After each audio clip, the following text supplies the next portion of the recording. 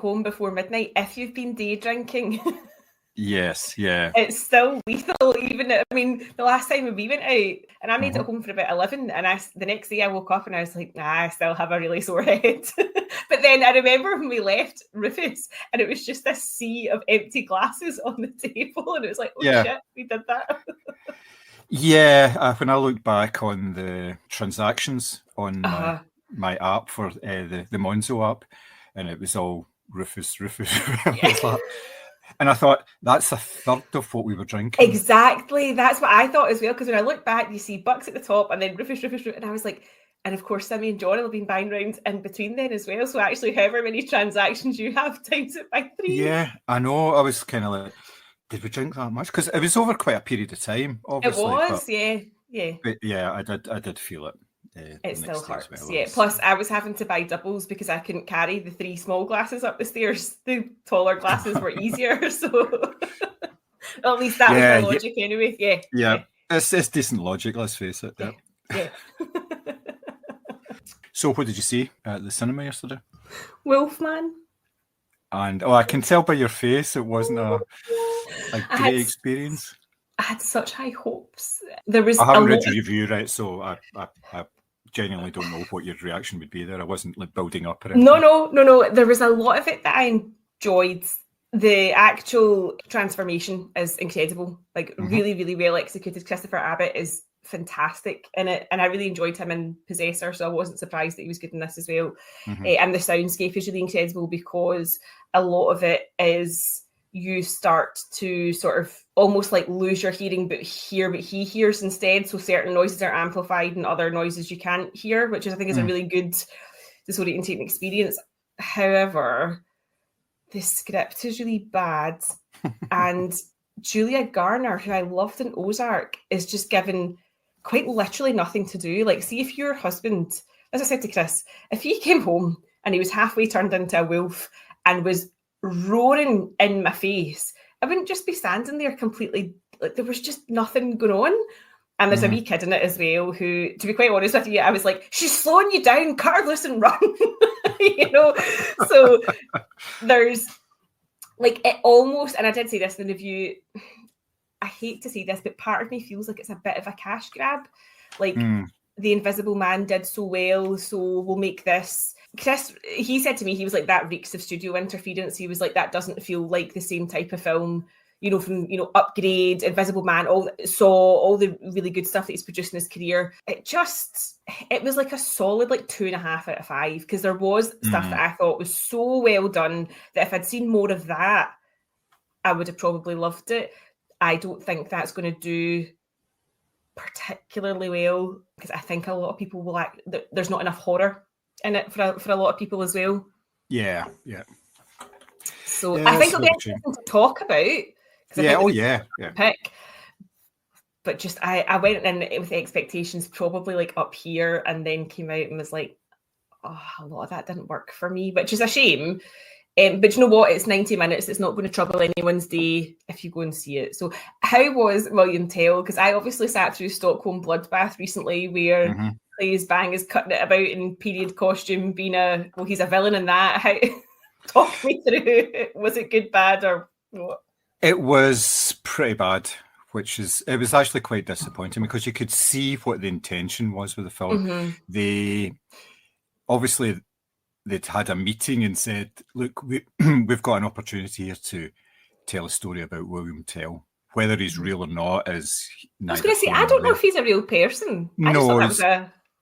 It's the same sort of idea as like a lot of these sort of folk heroes, and maybe a grain of truth in there somewhere, but like Robin Hood and that kind of thing. So so it looks beautiful, because they've obviously said, look, we're going to be filming this in Switzerland, so we make full use of the mountains and everything, and they do. It looks great and everything, but the story itself is basically Austria is in charge of Switzerland. They rule over it with an iron fist, and this is Sir Ben Kingsley being actorly in this. He's got an eye patch as well, and the eye patch is gold with a carving of an eye inside it. to make it look even more sinister. I mean, I want this. I need this in my life. So he's Austrian, right? He wears black all the time. All of his troops in his army all wear black all of the time. So you're kind of going... Getting the visuals, yep. Yeah. I wonder where they're going with this, you know, why... Are they the bad guys, you know, kind of idea? And they're right next door to Germany, obviously. So you're thinking, what are we getting at here, you know? So you've got the plucky villagers, and they're just getting on with it, and, you know, they're getting overly taxed and all that. And things happen, and there starts to be a bit of an uprising. The problem with the film is the dialogue is awful, and it is absolutely dreadful because nobody speaks and nobody has a conversation. If there's two people standing on the side of a mountain, one of them is making a speech to the other person all the time. And it's in that sort of cod Shakespearean type language. And they've actually taken bits from Shakespeare as well. And it's just wee bits and phrases and things like that that you can, and you kind of go, this isn't very good.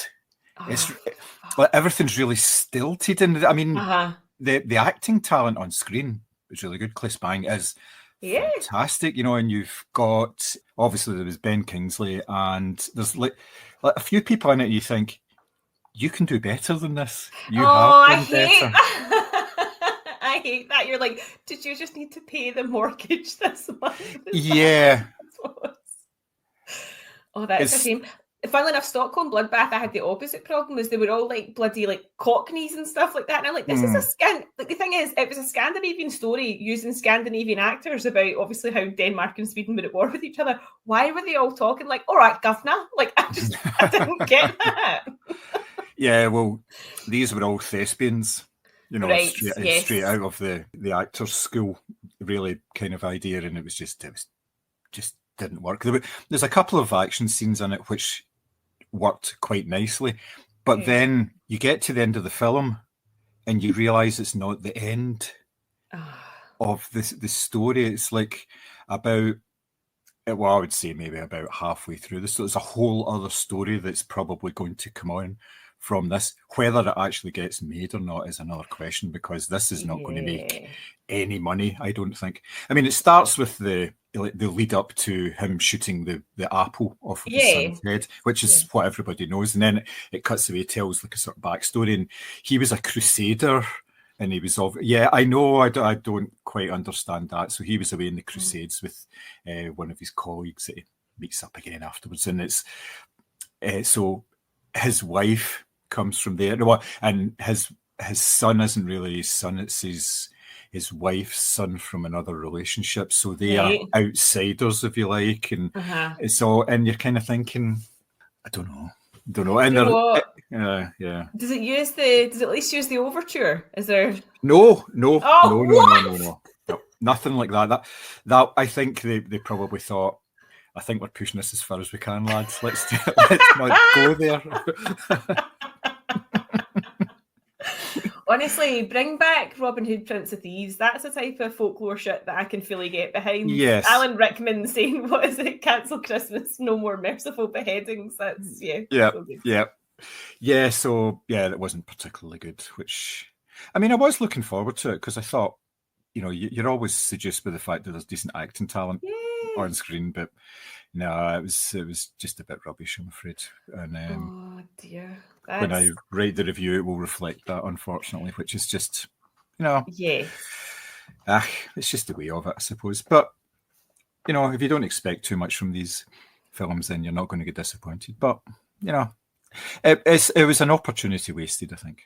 And it wasn't a massive budget or anything either, which was shown in some of the fight scenes. You could kind of see. I feel like you can't go into these. I mean, if it's a historical thing, like almost like The Witch, right, where you can have no budget because but when it's like that and you expect a big army scene or a big battlefield, like that sort of beautiful sort of panning shot they all have, but it's two armies running towards each other, you can't really skimp on the old real budget for that. Yeah, and you always have an idea of who the bad guys are, even if there's a scene where it's supposedly friends, you're kind of going, yeah, that guy there, he's a bad guy, you know. Basically, by the way, he's scowling over, you know, screen left.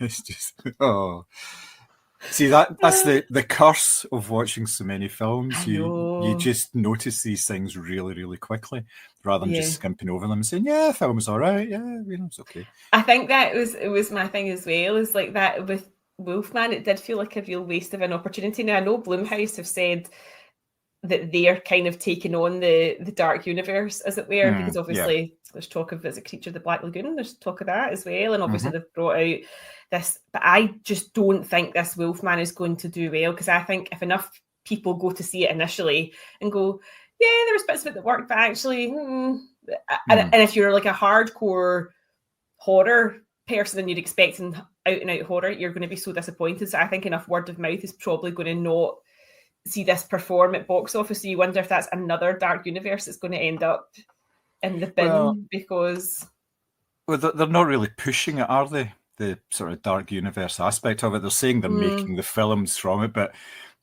there's been no indication that they're really going to join anything up. I think they've been quite coy about that.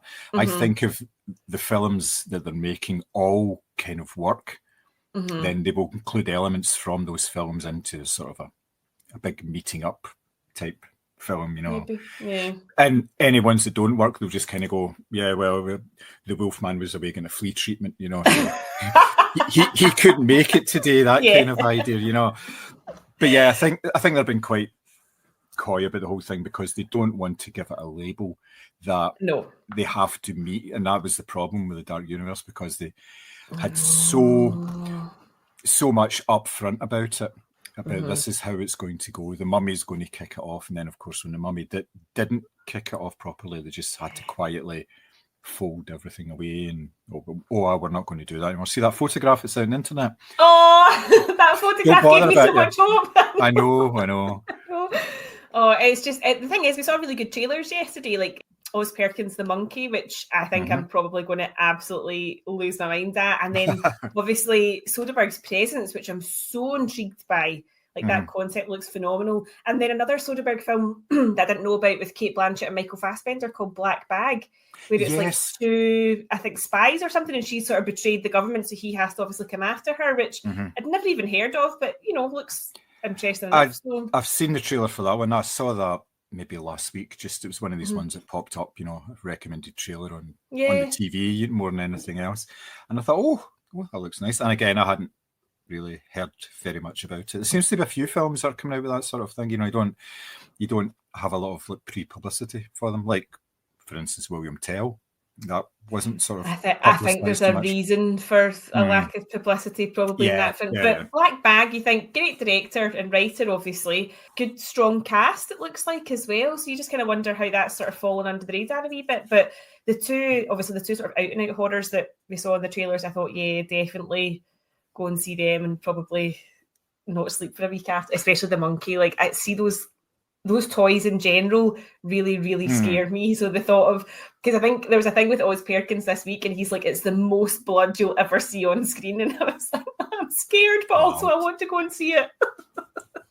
It might give Abigail a run for its money, because you always say that's the most amount of blood. So yeah, well, apparently it was. They ran out of blood supplies for cinemas. You know how it's like, it's some sort of like syrupy thing, isn't it? Yeah, it's syrup, isn't it? And they just dilute it as they need it. So, and it's because it pops on screen, because it looks so good on screen. Because if you actually see real blood, it doesn't quite look that. It's kind of redder and lighter, but apparently that does. Well, they're not going to like cut an extra open. Right, you're the blood guy. We need a pint now, kind of, you know. Yeah, just spill it there, we'll be fine. We'll be able to work around it, you know. But no, obviously, yeah, that's a different type of film altogether. Yes, Yeah, I think the type of film you might see in Strange Days, funnily enough. Oh yeah, definitely, yes. Yeah, so I mean, what else did I see? Obviously, I saw Emmanuel as well, which was it's a bit of a nothing of a film, to be perfectly honest. which it's supposed to be. I mean, I read some of the sort of publicity on it, pre-release publicity, and it's all about, this is we're redefining Emmanuel. It's all about female empowerment and all this, and you go, no, it's not. I thought that was a porn film, or like a softcore porn film. It was, yeah. It's a soft porn film, a series of films from the 1970s onwards. And the initial ones, it was Sylvia Christel, who was the star of it, and she was in all these films where Emmanuel travels about various places. And then they did a Carry On. I don't think she was in the Carry On film, but it was a Carry On Emmanuel film. Yeah, that's what I was thinking. Yeah. But yes, so it's based on books, I think it is. Right, okay. Or the original concept, because in the very end credits, the Emmanuel estate is credited as being a contributor to it. So it must be, it's obviously like copyright protected and all, so there must be something like with books and films and what have you. But yeah, it's I don't know who it's aimed at, because it's not really aimed. It's not really aimed at the people who would go and see like the 50 Shades films, because it's not explicit enough. It's not aimed at people who would just watch porn, because they would just go and watch porn. They don't need a story, Yeah, and I suppose there's not even like a nostalgia element to it from the 70s thing, when it's such a massive reboot in terms of like, obviously cast and stuff like that. Yeah, and nobody actually mentions her name during the film either, which I found very weird. She is a quality control checker for a big corporation, and she's going to Hong Kong to do a quality control assessment of a hotel, this luxury hotel run by Naomi Watts, of all people. And she just plays it straight. She doesn't have any like sex scenes or anything like that. She's the manager of a hotel, and she's there really to assess her and to assess the hotel. And that's the story. That's it. And it's just her doing this assessment and also trying to figure out why a guy that she wanted to have sex with didn't want to have sex with her. And that's pretty much it. And in between times, there's various like sort of wee sex scenes. Okay. And you're kind of going, yep. Yeah, that's an hour and 3/4. Yep, thanks. An hour and 3/4? Jesus.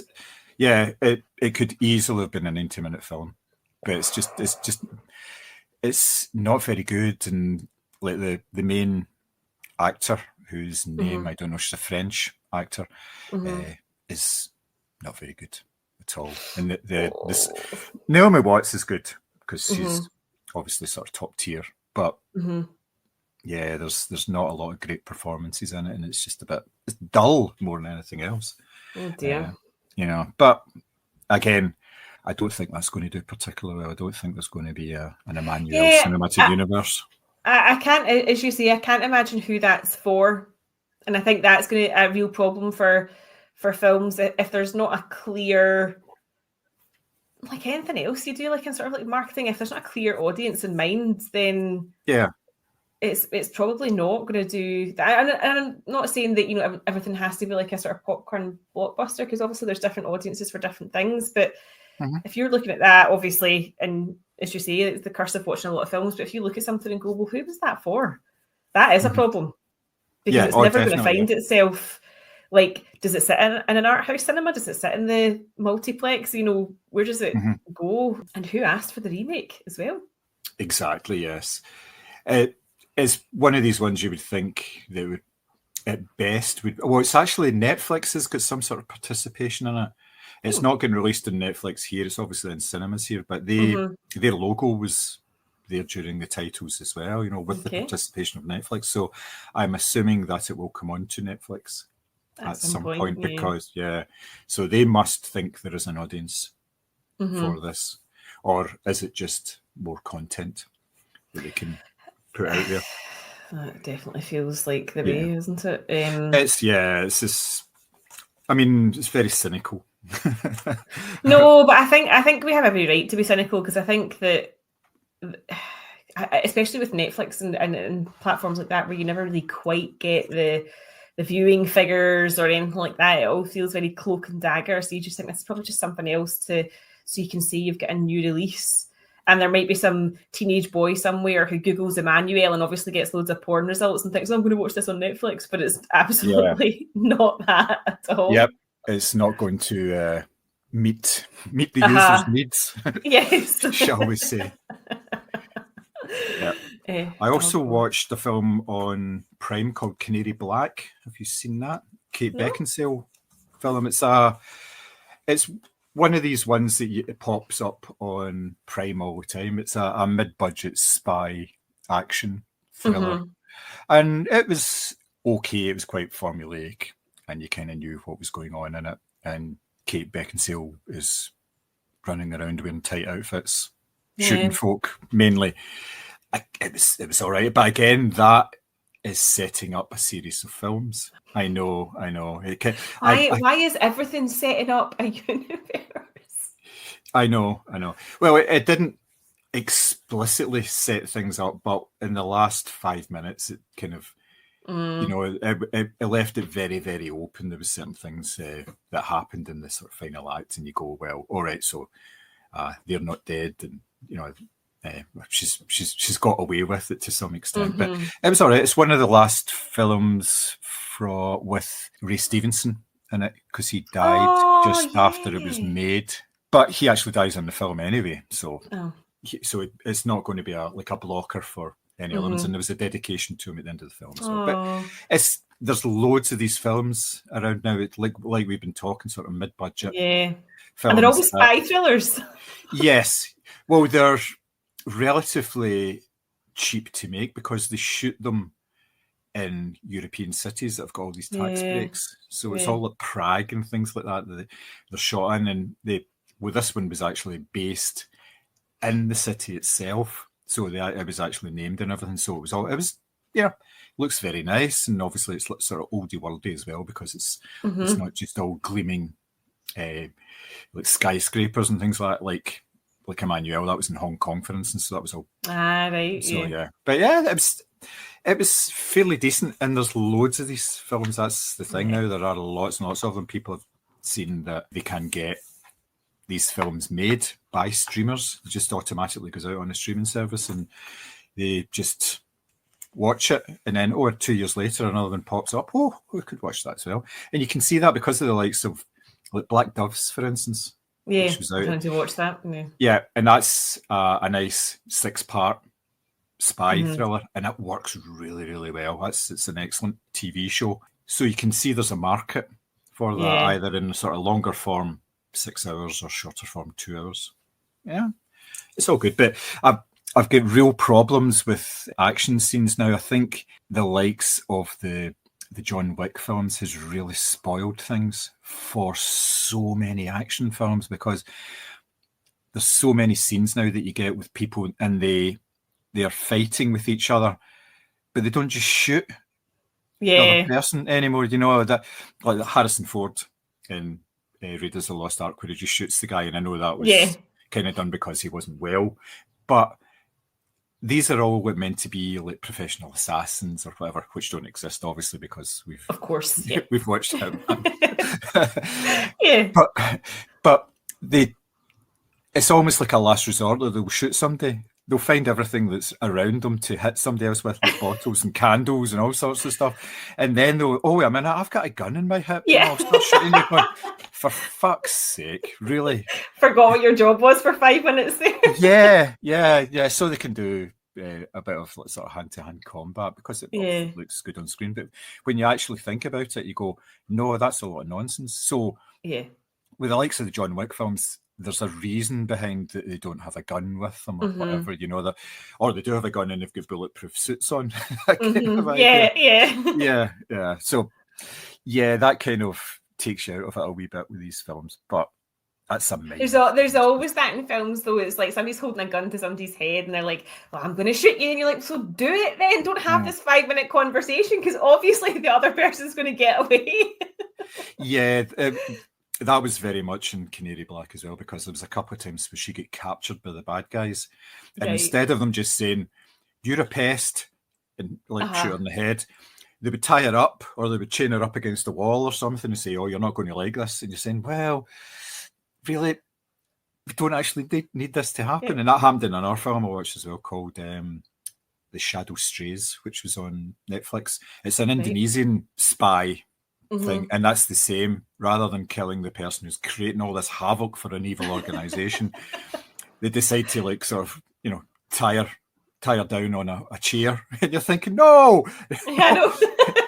You've got nothing to get. She hasn't got information. Yeah, death is the only way out of this. Yes, and they don't do it obviously now. Oh, wait a minute! Oh, she's worked her way out and she started killing people, with bricks or whatever, whatever's to hand, the usual. Oh dear. I mean, I watched Number 24 on Netflix, which was a great wee film that I've never heard of, but it said it was like number 3 on Netflix for the day. So that was about a true story of the resistance within Norway within World War II, and it sort of flashes back between an old man giving like an assembly, I suppose you would say, at a school, and then flashes back to him in his youth and all the sort of stuff they get up to. And there was obviously, how it turns out, right? Because you see him as an old man at the start. Yeah, but there is a couple moments where I was, where there was other characters involved where you were kind of going, oh, this is a bit hairy, or, obviously operations go wrong and things like that. So that was actually well worth the watch. And I've never heard of it and just thought, because it was ranked so highly, whether that means anything or not, I don't know. But I thought, yeah, this was really good. So which side were you rooting for? Obviously the resistance, John. I'm just thinking there's a real conflict there because of all the Nordic stuff. I've got my Scandi jumping on and everything. Yeah. But I think it was interesting though, because obviously Norway was sort of infested with that. Obviously Quisling is the sort of byword for traitorism and all the rest of it these days. So I thought it was quite interesting. They're obviously trying to do some PR for their country to show, look, not all of us gave in quite so easily. So it was a good story though. And it just goes, it's one of these things where I just, with everything going on in the world, it does make you wonder, because a couple of the kids sort of put their hand up in the assembly and they're like, why did you decide to do it? And he's like, well, you don't know how you're going to react until you're in these situations. And then there's a big roundup of the resistance and they get arrested and things like that. And the sort of leader of the cell, says to them, how do you think you're going to react under torture? And he's like, I don't know. Yeah. Because you obviously you don't know what there's a scene where I think they burn somebody's face with a gas lamp. And it's like, until that's actually happening to you, it's all very well saying, no, I wouldn't crack and I won't tell anyone anything. But, if they're burning you from the outside, you probably would give a name or two. So that genuinely was a good watch though. And I also watched The Girl with the Needle, which is tremendous, like genuinely so good. I think it might be Oscar nominated, I'm not sure. It's Vic Carmenson, who's in quite a lot of Danish things, and Trina Dyrholm, who's a very well-known name in Danish cinema as well. And it's about a young woman who, the poverty is so miserable. So it's like it's just after World War I, and it's obviously all these poor working class women.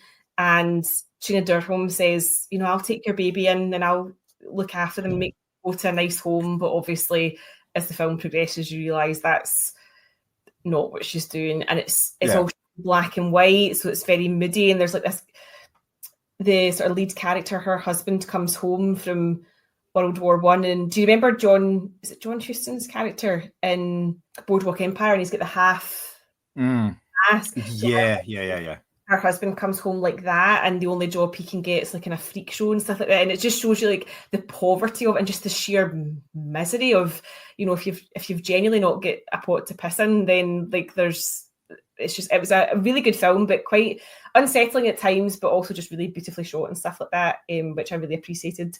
And as you know, I watched ILM for Murder the other day, which was a revisit. I've seen it before, but it's a good film. It was on iPlayer, and I thought I'm just going to sit and watch this again because it's a great film to watch. And obviously you can appreciate like it's a stage play, so that it's just that kind of, it reminds me of Rope in so many ways, because it is just that sort of kind of single location, not obviously one shot, but just kind of moving in and out, which is just it's really good to watch, because you always kind of think as well, like I love that scene where the American character comes in and he's like, well, you could just say that you did this, this and this, and you're like, oh, that's what you really did do, this is so good, how have you worked it out? So yeah, I thought that was a really good watch. And then last night, I can't believe I'm saying this, I've never seen this before, I watched 28 Days Later. The new film, obviously, and the trailer for that kind of had me intrigued. And as we were walking to the cinema yesterday, Chris had said, I'm really looking forward to that. And I was like, do you know, I've never seen the original. And he's like, right, the minute we go home, the DVD's going on. And I absolutely loved it. And I've got so many questions now, having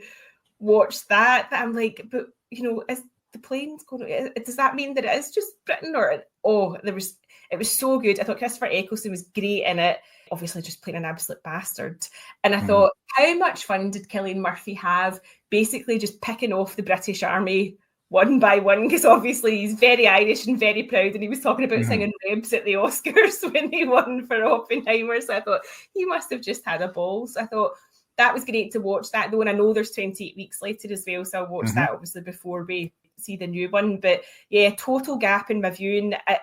Chris was like, how did you not see it? And I was like, you need to remember, it was an 18 when it came out and I was 11. So there was no way I was sneaking into that. And it's just something I've never got round to. So, but I thoroughly enjoyed it. I thought it was excellent. And I liked the fact that there was no sort of, yes, there was obviously a scientific experiment gone wrong, but it wasn't like zombies. It was just being consumed by rage, which I thought in itself was a really interesting concept. So yeah, I mean, looking forward to, obviously haven't seen the trailer for the new one, looking forward to seeing how that all sort of pulls together.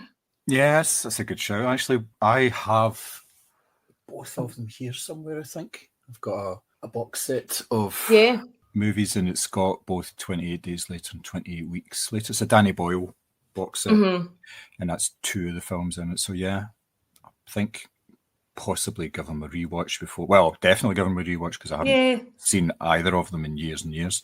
Maybe something we could chat about. I was thinking something we could talk about, because obviously that new one is coming out, and obviously a completely different cast again. So I think the new one's what, Aaron Taylor Johnson and Ralph Fiennes. God, those two are in everything at the moment.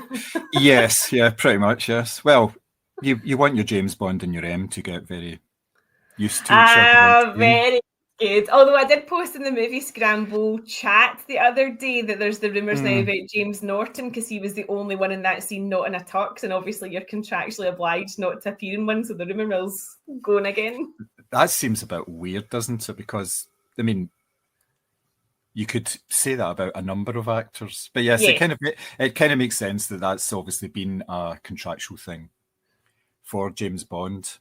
But I don't know. I wonder if you're allowed to be pictured with any other drinks as well. No, but I'm being serious, because they're obviously they're sponsored by certain watches as well. So you've got your Omega, your Seamaster or whatever it's called, the watch that James Bond wears. You've got obviously in the last ones there was outrage because he was drinking a Heineken or whatever it was. And if you remember, was it Casino Royale, or was it the one after that, where they tie in with the Sony Ericsson phones as well? That was Casino Royale, yes, that's right. Yeah, because it was very prominent. You're tied into these products quite, but the tux thing I didn't know, and obviously that's kind of set off the rumour mill as well. But then I haven't seen Aaron Taylor Johnson in the tux recently either, so... Yep. Seen him without a top on quite a lot. Yes, quite, But not to the same. Yes, it's dragging on a bit though, isn't it? I know, just announce it. Announce it, because everybody's... I think the thing is, I genuinely think that, one, I think they'll just go with a white man, because I think that they don't... Yeah. As a brand, they know that the core audience is not ready for a Bond of colour or a female Bond. But...